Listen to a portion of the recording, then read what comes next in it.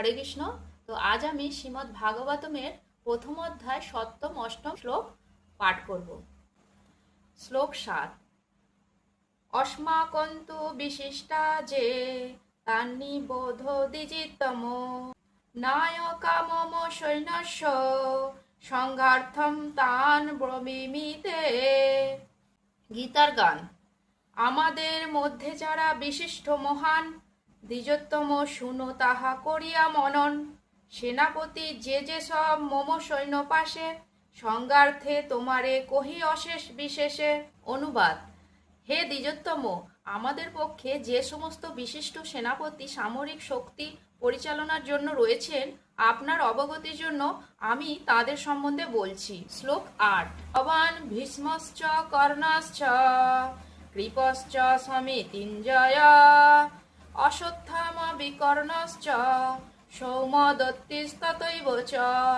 গীতার গান। আপনি আর পিতামহ ভীষ্মাদিগণ কৃপাচার্য রণজয়ী হয় একত্রে বর্ণন।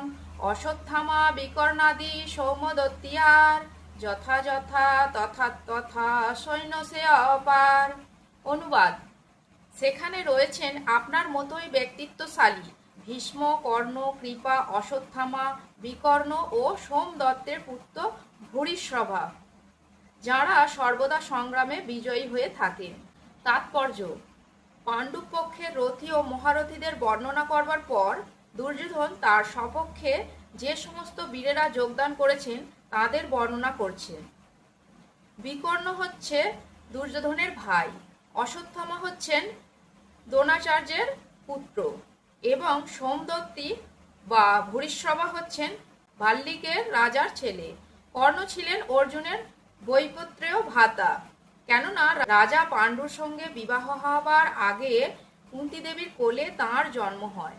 কৃপাচার্যের যমজ ভগ্নীদ্বয়ের সাথে দ্রোণাচার্যের বিবাহ হয়। হরে কৃষ্ণ।